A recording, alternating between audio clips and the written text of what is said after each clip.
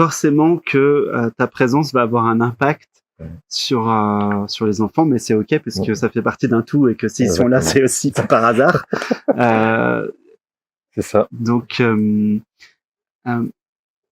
dirais que pour que ça se passe au mieux, il faut soi-même se connaître. Vous faites son mieux, bien sûr, vous faites son mieux.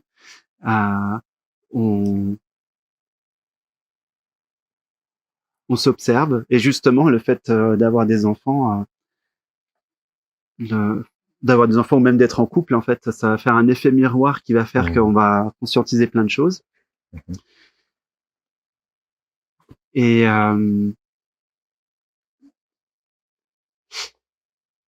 on peut pas être comment dire, on peut pas être neutre, ça c'est sûr, mais la seule chose ce qui me paraît évident et important de dire, c'est que fondamentalement, la base de toutes les problématiques humaines vient du sentiment de manquer d'amour. Donc, tout à l'heure, je parlais du sentiment de séparation, c'est la même chose en fait. Ouais. Si l'enfant se sent aimé, après le reste, c'est un peu... le reste, c'est la cerise sur le gâteau, mais c'est pas le gâteau, quoi.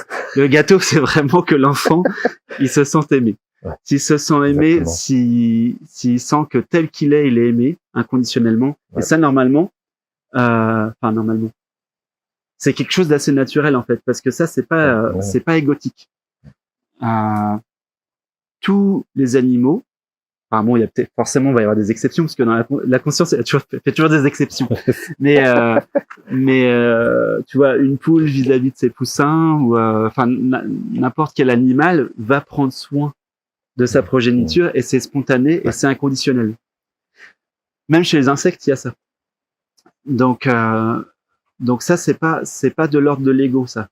C'est automatiquement, c'est la présence qui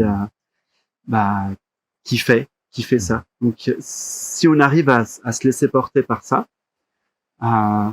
l'enfant, il va sentir qu'il est aimé inconditionnellement, et c'est tout ce dont il a besoin. Après, des fois, justement, les enfants, ce qui est intéressant, c'est que ça va questionner nos principes, nos valeurs, des choses que l'on pense comme étant hyper importantes, et tout ça, on va se rendre compte que finalement, c'est peut-être pas le cas. Exactement. Et puis, ce que je dirais, c'est d'être à l'écoute aussi de l'enfant, de la même façon qu'on est à l'écoute d'un adulte, de pas se mettre sur un piédestal parce qu'on est adulte, donc nous, on est censé savoir la vie et lui non. Donc, d'être sur une écoute égale. Et puis, de laisser l'enfant suivre ses élans de curiosité, de laisser l'enfant suivre son enthousiasme. Et même, je dirais même si c'est possible pour nous, si on a l'élan, de l'accompagner aussi dans ses passions. Ouais. Évidemment, je parle pas de choses où il se met en danger. Hein.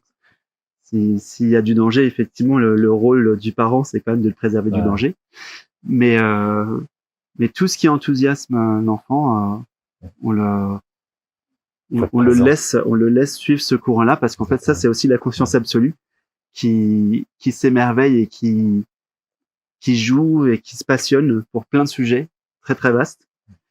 Et des fois, en tant qu'adulte, on a des principes, genre cette musique-là, c'est pas bien, ou je sais pas, ou tel sujet, c'est pas bien, c'est un sujet, je sais pas comment dire, c'est pas un sujet qui est intéressant.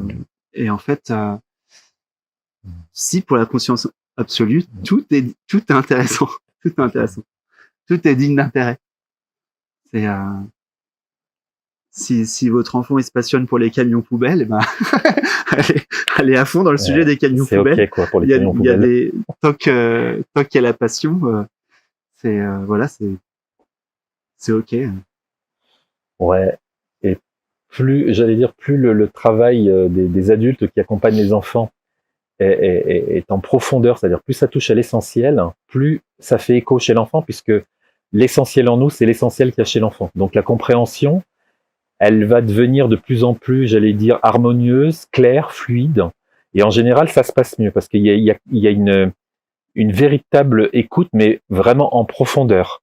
Ce qui n'empêche pas par moment, quand il y a un élan qui surgit, de taper le poing sur la table. Ça peut arriver aussi. Mais surtout, ce qui est important, c'est que les parents, ils n'ont pas à culpabiliser parce qu'ils font du mieux qu'ils peuvent. Là où ils en sont, dans la façon d'appréhender le contact, l'échange, l'éducation, etc. avec leur enfant, ils font du mieux qu'ils peuvent. Des fois, ils peuvent pas faire autrement que ce qu'ils font. Alors des fois, c'est vrai que c'est pas évident. Des fois, ils sont un peu trop autoritaires, les parents, trop violents. Des fois, trop laissés aller. Des fois, c'est jamais évident. Mais ils font du mieux qu'ils peuvent. Mais l'important, je pense que c'est surtout de vraiment de travailler intérieurement dans une introspection profonde, puisque là, on touche à l'enfant qu'on est. C'est-à-dire ce truc qui est immuable. Et l'enfant, il est encore là-dedans. Donc forcément, ça se reconnaît, ça. Donc là, il va y avoir un échange vrai, authentique et sincère. De toute façon, l'enfant, il le sent tout de suite. Si on n'est pas vrai, on n'est pas authentique, on n'est pas sincère, à un moment donné, ça devient chaotique dans l'échange. C'est obligatoire, c'est obligé. Et là, la conscience à travers lui, elle va effectivement pointer là où c'est en décalage chez l'adulte. Donc du coup, il y a plus, entre guillemets, intérêt à faire ce travail intérieur profond pour pouvoir mieux comprendre l'enfant, là où il est lui, là où il se situe. Et là, ça va se passer avec beaucoup plus de fluidité. Vraiment.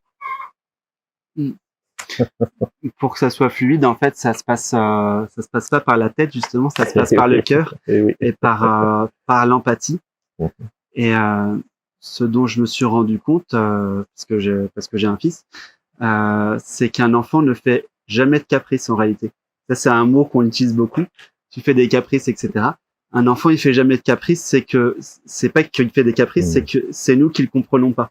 Je dis pas ça pour faire culpabiliser des gens, hein. C'est pas pour faire culpabiliser.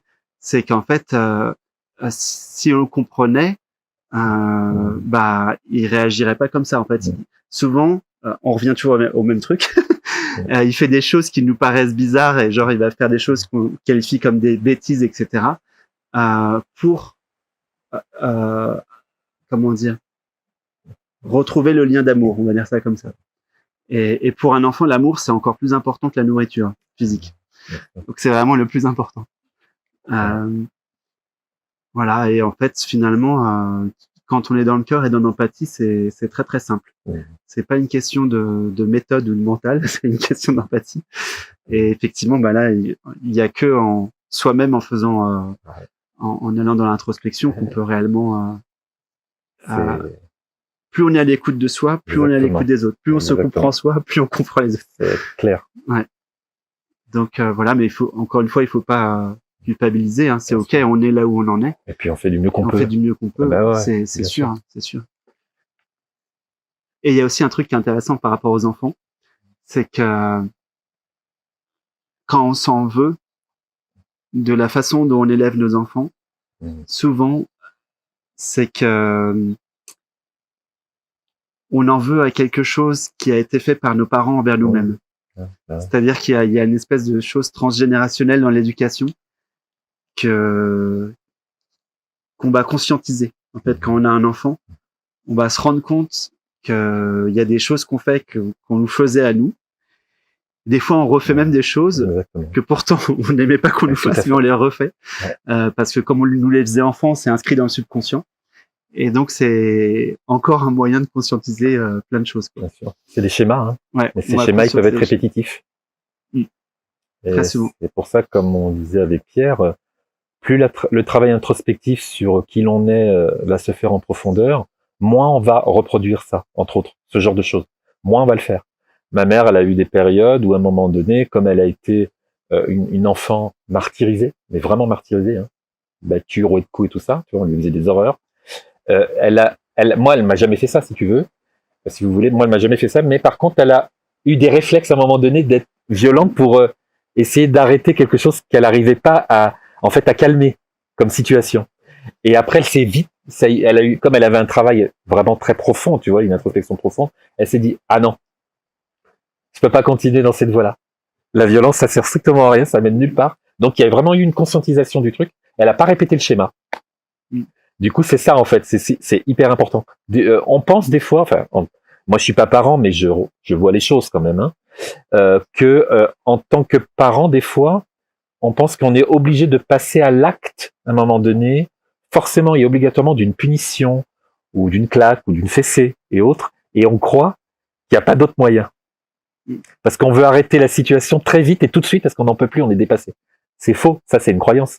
Et c'est pour ça que l'on dit que plus on va se connaître intérieurement, donc plus on va se rapprocher de l'état, entre guillemets, enfin, de ce qu'est l'enfant en profondeur, moins toutes ces choses-là, ça va arriver. Et plus ça va être vraiment, mais tellement évident de parler, d'échanger avec lui, de le suivre dans ce qu'il aime, dans sa sensibilité. Moins il y a de violence, ça disparaît. Même les schémas qu'on avait de nos parents, et parents, ou grands-parents, etc., on n'a pas l'élan, en fait, de les reproduire. C'est fini. Et les choses se passent, il y a une espèce de douceur qui s'installe.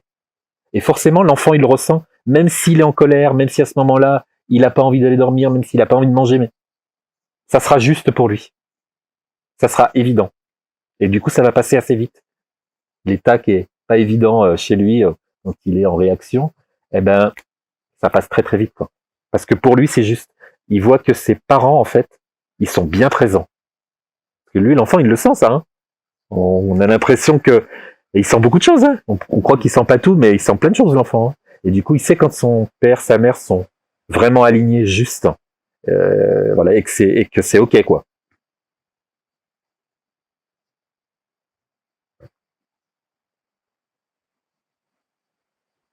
L'effet miroir, il est souvent encore plus intense avec les enfants. Carrément. J'ai eu des gens en entretien une fois qui me disaient, enfin plusieurs fois même, des choses du genre ouais, mon enfant il m'écoute jamais, etc. Et en fait, à chaque fois que je pose la question, et toi, est-ce que tu l'écoutes vraiment? À chaque fois, les gens disent non. Donc forcément, ben voilà. Si t'écoutes pas, il va pas t'écouter non plus. Ou un enfant qui crie tout le temps, par exemple, je leur dis, et vous, vous parlez tout le temps calmement. Non, ils hurlent. Et en fait, non, il parle tout le temps fort en criant aussi. Donc en fait, c'est vraiment, carrément. on voit vraiment, c'est vraiment l'effet miroir. C'est intéressant, quoi. Ouais. C'est intéressant pour ça.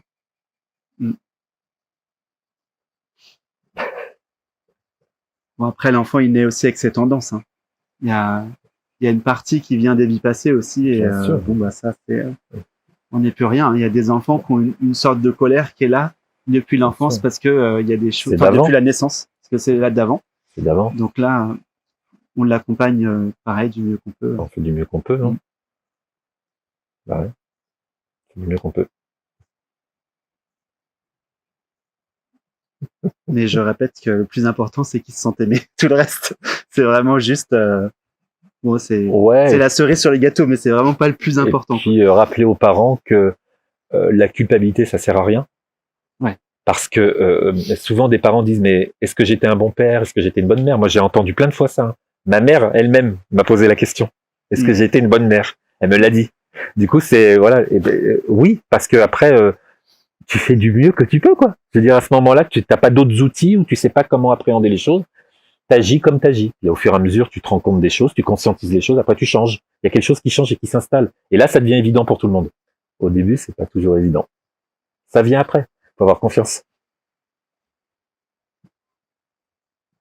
Et puis juste pour finir, parce qu'il y a pas mal de gens qui sont sur un chemin spirituel qui vont écouter.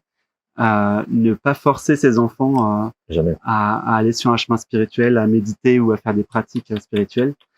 Même dans la tradition chez les rishis, donc les premiers sages de l'humanité, ou même dans les traditions yogiques, du temps où il y avait des relations de maître à disciple, on va dire assez poussées. Ouais. Les gurukulas, donc les écoles de maîtres où on allait pour l'enseignement spirituel, ça a commencé à 12 ans. Donc avant l'âge de 12 ans, on ne parlait même pas aux enfants de tout ça. Donc enfin voilà, il n'y a pas besoin de forcer les enfants à quoi que ce soit. Et à rien, hein, ça veut dire que là, on a donné un exemple en parlant des enfants pour la voie spirituelle, mais c'est la même chose pour l'habillement, pour la nourriture, pour les plaisirs et les joies à faire avec les copains, les machins. On est là simplement pour avoir, à un moment donné, il y a l'écoute de qu'est-ce qui se passe, on capte le truc, tu vois, est-ce qu'il y a éventuellement quelque chose qui apparaît comme un danger, et ok, on peut éventuellement, voilà. Mais on n'est pas là en tant que parents, les parents sont pas là pour obliger à suivre une voie spécifique avec une structure spécifique. L'enfant, il vient aussi avec ce qu'il a à expérimenter. Hein. C'est important.